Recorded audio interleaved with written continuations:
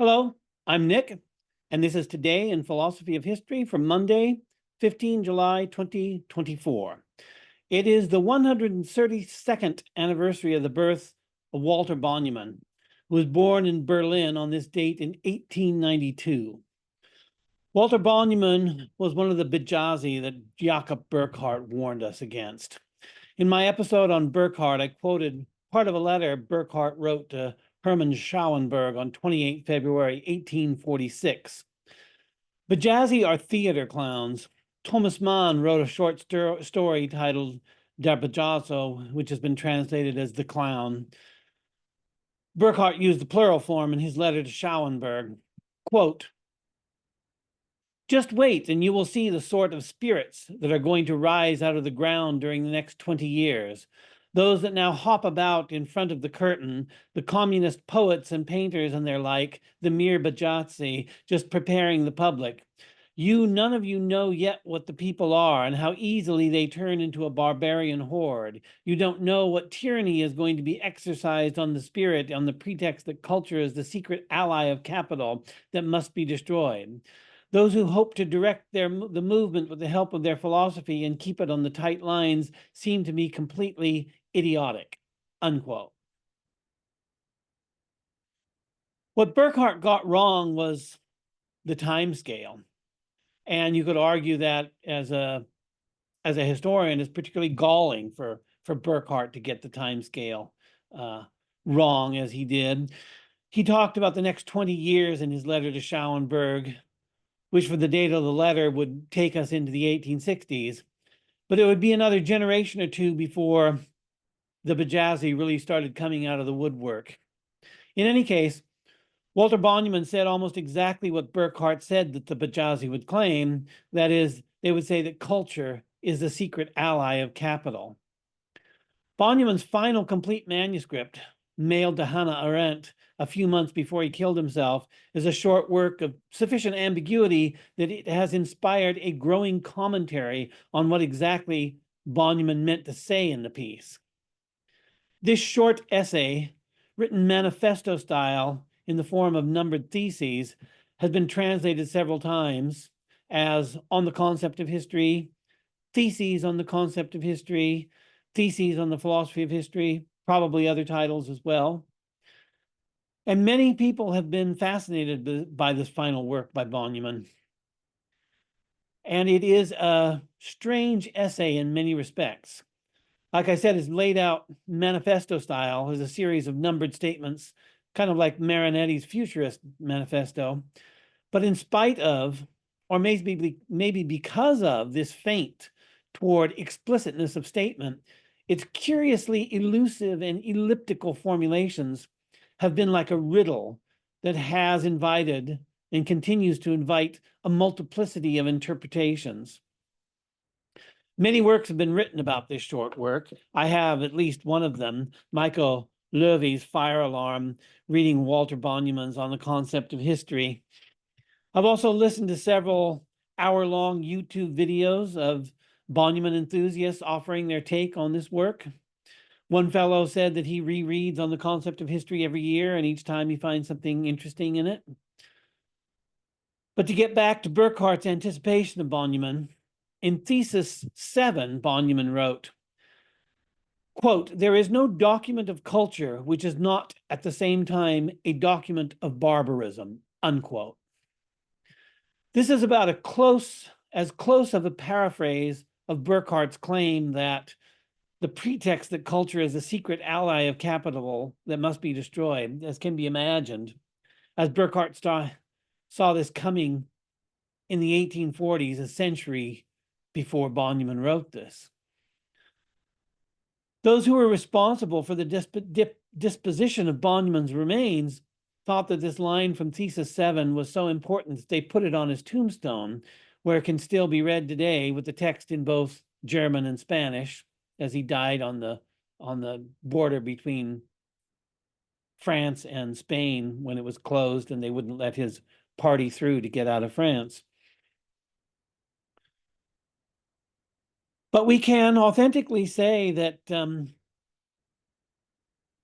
Burckhardt was prescient and Bonneman was a visionary, even if he was also a clown for being the one to realize Burckhardt's prediction, in fact. And of course, Bonneman wasn't alone, and he hasn't been alone. There are many people today who praise Bonneman's to the skies and can't say enough great things about him. And this doesn't surprise me at all. I'm sure that many people today see themselves in Bonneman, as his kind is to be found everywhere these days. It's not difficult to understand the appeal. Bonneman was significantly ahead of his time. In many ways, Bonneman was a visionary in the worst conceivable way. Bonneman's The Origin of German Tragic Drama was Bonneman's habilitation, and it has an interesting story. The establishment academics to whom he submitted the work didn't know what to make of it, so they urged Bonneman to withdraw it, and he did. Literary critics dabbling in philosophy would become much more common decades later, especially after Derrida. But in 1925, when the work was submitted, it must have seemed more than a little eccentric. Also, Bonneman's methodology focused on a plethora of minor figures rather than focusing on a few famous examples, which prefigures Foucault's working method. There is a sense in which Bonneman's work made the 20th century literary criticism that is a mixture of literary criticism and philosophy possible, just as he made Foucault possible and he made Derrida possible. While Bonneman's On the Concept of History is the go-to work for Bonneman's views on history, he also found a vision of history in German tragic drama that he had been working on in his habilitation. And many philosophers and literary critics have found deeper themes in tragedy. Hegel's favorite reading was said to be Greek tragedies, and the essays on Shakespeare by the English critic G. Wilson Knight examine mythological and metaphysical themes in tragedy. Bonneman also found something in tragedy, though the tragedy he turned to was not that of Shakespeare or the Greeks, like Knight or Hegel, but German Trauerspiel. This vision of history is expressed in the following passage from Bonneman's habilitation. Quote, "The religious man of the Baroque holds fast to the world because he feels himself being driven along with it toward a cataract. There is no Baroque eschatology, and precisely for that multiplies and exhausts.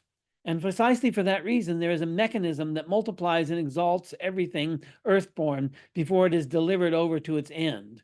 The beyond is emptied of everything in which even the slightest breath of world can be felt. And from it, the Baroque extracts a profusion of things that tended to elude every formulation, and at its high point brings them to light in drastic form so as to clear a last heaven and to place it as vacuum in a condition to swallow up the earth one day with catastrophic violence," unquote. And here again from the same habilitation, quote, "Where the Middle Ages exhibits the precariousness of worldly events and the transitoriness of the creature as stations on the path to salvation, the German Trauerspiel wholly buries itself in the desolation of the earthly estate. Such redemption as it knows will lie more in the depths of these vicissitudes themselves than in the fulfillment of a divine plan of salvation. The repudiation of eschatology in religious plays is characteristic of the new drama throughout Europe. Nevertheless, the headlong flight into nature without grace is specifically German," unquote. Bonneman also explicitly invokes philosophy of history in a couple of times in the work, as in this following passage, quote, "The modern stage offers no tragedy resembling that of the Greeks in the slightest. But denying this state of affairs, such theories of the tragic testify to the presumption that it still must be possible today to compose tragedies. That is their essential idiom, hidden motive, and a theory of the tragic calculated to shatter this axiom of cultural arrogance that was therefore considered suspect. Philosophy of history was excluded. If, however, philosophical historical perspectives should prove to be an indispensable part of a theory of tragedy, then it is clear that the latter can be expected only where research furnishes insight into the situation of its own epoch," unquote. Elsewhere in the work, Bonneman would make a passing reference to a restoration philosophy of history. Quote, the secular drama would necessarily have been affected still more obviously by the restoration philosophy of history, unquote. But he makes no attempt at a formulation or an exposition of this philosophy, reasonably enough as it would have taken him far from his argument of that work. What comes across from this intermingling of tragedy, philosophy, history, and what Bonneman called philosophical historical perspectives is that there is always a conception of history embedded in the productions of culture. As it turns out, this is a problem, as we saw in the earlier quote that, quote, there is no document of culture which is not at the same time a document of barbarism, unquote. That is to say, the conception of history embedded in the productions of culture is a barbarous conception, and Bonneman believes it incumbent upon himself and all good people to oppose this barbarous conception of history. Thesis 7 from On the Concept of History, which is the source of this famous line that ended up on Bonneman's tombstone, has more to say on the same. Thesis 7 starts with a criticism of French historian Fustel de Coulanges, quote, addressing himself to the historian who wishes to relive an era, Fustel de Coulanges recommends that he blot out everything he knows about the later course of history. There is no better way of characterizing the method which historical materialism has broken with. It is a process of empathy. Its origins is indolence of the heart, that acedia which despairs of appropriating the genuine historical image as it briefly flashes up. Among medieval theologians, acedia was regarded as the root cause of sadness, unquote. For Bonneman, Fustel de Coulanges represents what can be called bourgeois history, and historical materialism has decisively broken with this history. Throughout Bonneman's thesis, I would argue, always in the background, there is a critique that is never fully made explicit, but which, in light of Bonneman's Marxism, could be called his critique of bourgeois history, and what we might even call a bourgeois philosophy of history. What Bonneman wants to tear down and destroy is not only bourgeois society, but also the bourgeois history that he sees as underpinning bourgeois society, as though, following Marx himself, bourgeois history is the ideological superstructure that is invoked to defend and to justify the economic base that is bourgeois society. So bourgeois history and bourgeois historians like Fustel de Coulanges have to go, and they have to be replaced by historians who are class warriors and who will therefore respond to history in the correct way. So what is the correct way of responding to history? Bonneman invokes acedia, derived from the ancient Greek akidia, which came to mean listlessness, and which was seen as a vice in the Middle Ages and one to which monks were particularly prone, a kind of medieval Weltschmerz. Bonneman's imagined historical class warrior feels sad about the impression that has been the condition of the proletariat down through the ages, and so he feels acedia because of his empathy for victims of past oppression. We find another clue about what Bonneman considers to be the correct way to respond to history in Thesis 6, where Bonneman writes, quote, the only historian capable of fanning the spark of hope in the past is the one who is firmly convinced that even the dead will not be safe from the enemy if he is ever victorious, and this enemy has never ceased to be victorious, unquote. I've done a couple of episodes on Christopher Hill's Marxist historiography, which to me exemplifies what Bonneman was describing in this thesis. Nothing in the past was safe from Hill. Hill went rummaging around in the history of early modern England and found hints of a potential Marxist paradise that somehow failed to be realized, though we find echoes of it in the Diggers, the Ranters, the Levelers, the True Levelers, and the Muggletonians. Hill was fanning the spark of hope in the past, as Bonneman put it. Picking up where I left off with Thesis 7, further along, Bonneman wrote, quote, with whom does historicism actually sympathize? The answer is inevitable, with the victor. and all rulers are the heirs of prior conquerors. Hence, empathizing with the victor invariably benefits the current rulers. The historical materialist knows what this means. Whoever has emerged victorious participates to this day in the triumphal procession in which current rulers step over those who are lying prostrate, unquote. Unlike duped historians who are effectively paid shills for the powers that be, according to Bonneman, the historical materialist sees history for what it is, and he knows what it means. And what it means is that to the victors go the spoils, of course, and that the victors write the history that justifies the distribution of the spoils, or rather, they get their paid shills, the historians, to write their histories for them. And Bonneman continues, quote, according to traditional practice, the spoils are carried in the procession. They are called cultural treasures, and a historical materialist views them with cautious detachment. For in every case, these treasures have a lineage which he cannot contemplate without horror. They owe their existence not only to the efforts of the great geniuses who created them, but also to the anonymous toil of others who lived in the same period. There is no document of culture which is not at the same time a document of barbarism. And just as such a document is never free of barbarism, so barbarism taints the manner in which it was transmitted from one hand to another, unquote.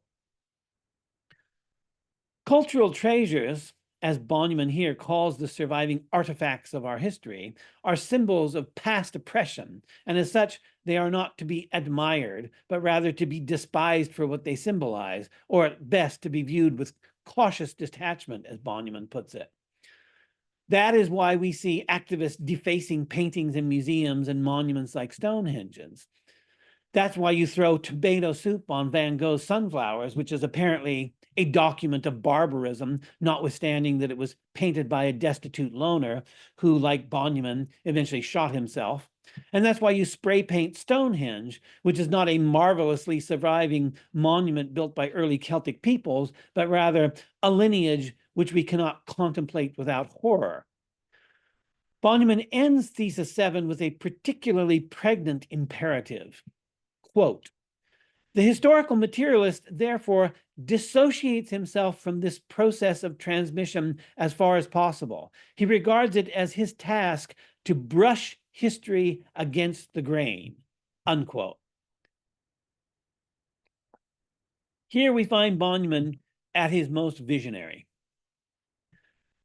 Since Bonneman's time, historians have done nothing more than to brush history against the grain, as he put it, which becomes a kind of petty game in which you try to undermine the great achievements of the past, all, of course, to demonstrate what a wonderful person you are for recognizing that history is to be hated and condemned rather than valued as a story of how we became what we are.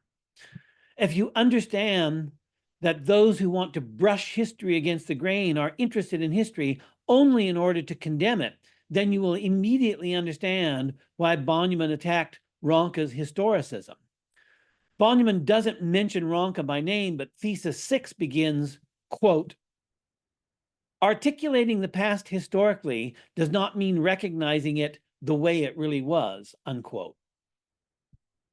This is Bonneman explicitly renouncing Ronke's dictum, repeated by many historians since, that the business of the historian was to depict the past as it actually happened. Ronke's dictum was a response to the moralizing history that had been common in his time, in which history was understood as a vehicle for moral lessons that the past can teach the present. Ronke rejected this moral vision of history and sought the exposition of an age on its own terms and true to its own ideals. Bonneman, in turn, rejected Ronke.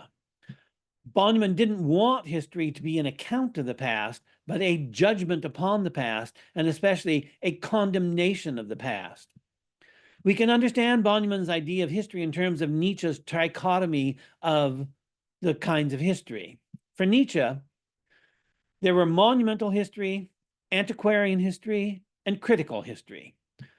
Monumental history seeks to make of the past a monument.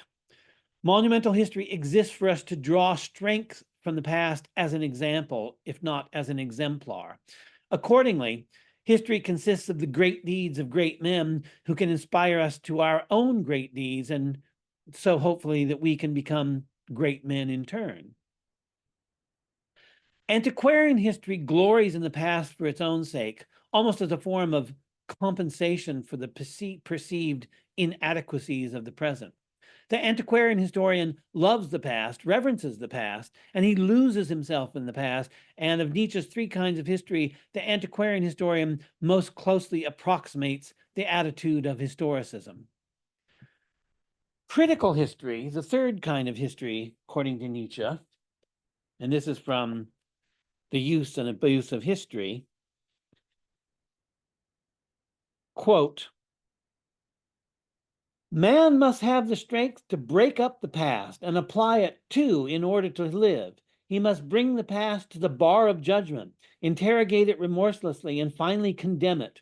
Every past is worth condemning. This is the rule in mortal affairs, which always contain a large measure of human power and human weakness. It is not justice that sits in judgment here, nor mercy that proclaims the verdict, but only life, the dim driving force that insatiably desires itself.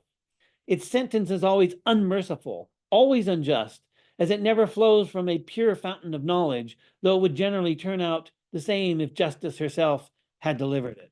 Unquote.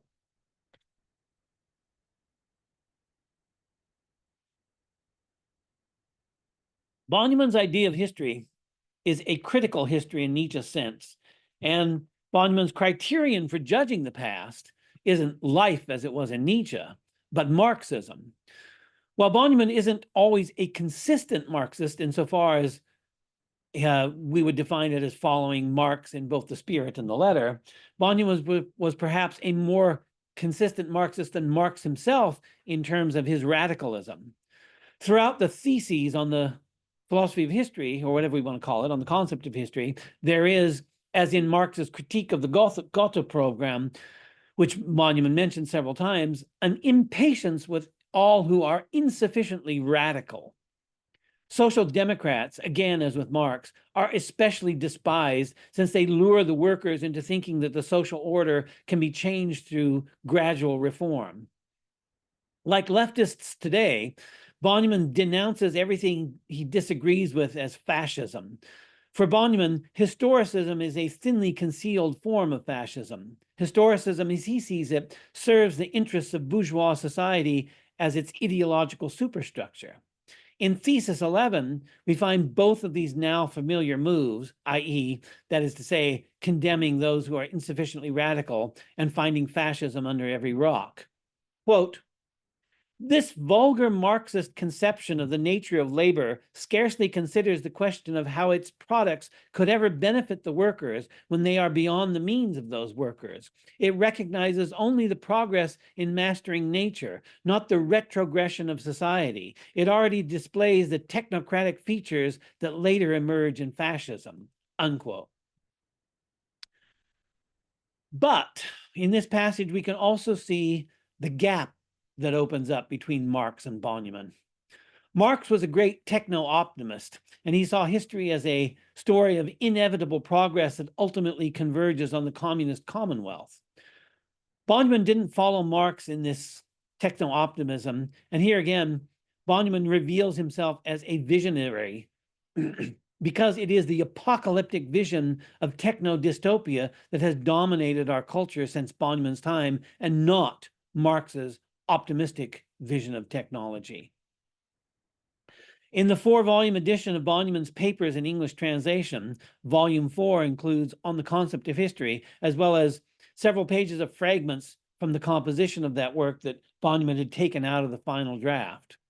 Many of these edited out fragments are as interesting as what Bonneman left in the final draft, and there is one in particular that we should note. Quote, "Marx says that revolutions are the locomotive of world history, but perhaps it is quite otherwise. Perhaps revolutions are an attempt by the passengers on this train, namely the human race, to activate the emergency brake."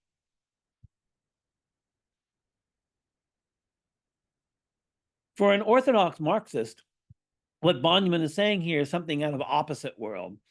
Revolutions for Marx were necessary for the progress of history, but Bonjamin doesn't believe in progress.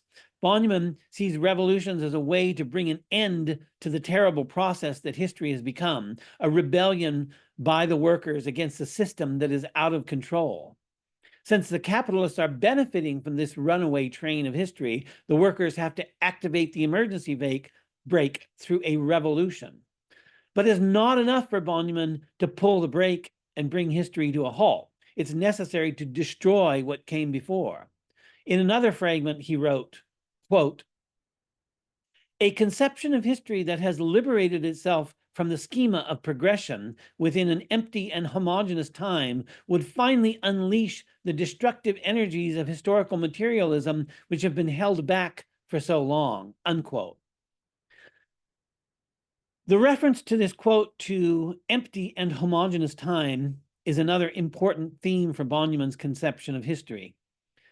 Bonjamin contrasts empty and homogeneous time to a discontinuous conception of time and history that we could think of as revolutionary time. One of the concepts that Bonjamin uses for the exposition of this conception of history is Jetztzeit. It's difficult to find a good exposition of what Bonjamin meant by Jetztzeit, and English translators have rendered it in several different ways, including now time, here and now, time of the now, or presentness.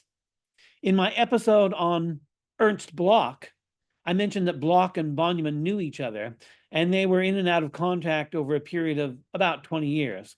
Bloch wrote a reminiscence of Bonjamin that gives a pretty good exposition of the term, better than I have found elsewhere. So Ernst Bloch, quote, "Now time signifies a time when what is long past suddenly becomes a now, not, however, as a romantic reprise, the polis, say, in the French Revolution, was a now. What is long past touches itself in an odd, enveloping circular motion in which even the narrow and indifferent now of 1925 or 1932 suddenly acquired correspondences or concordances that no longer remained in history. In short, the continuum was exploded so that the relentlessly raw citation rises before our eyes," unquote.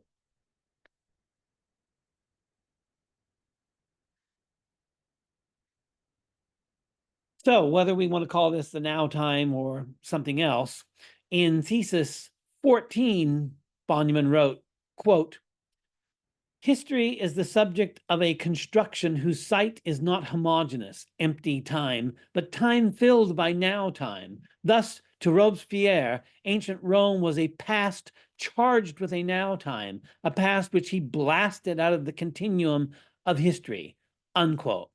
Note how Bonjamin there talks about being blasted out of the continuum of history, and Bloch talked about exploding out of history. It's about breaking up a simple linear time continuum, which is apparently anathema to Bonjamin's form of historical materialism and its messianic overtones.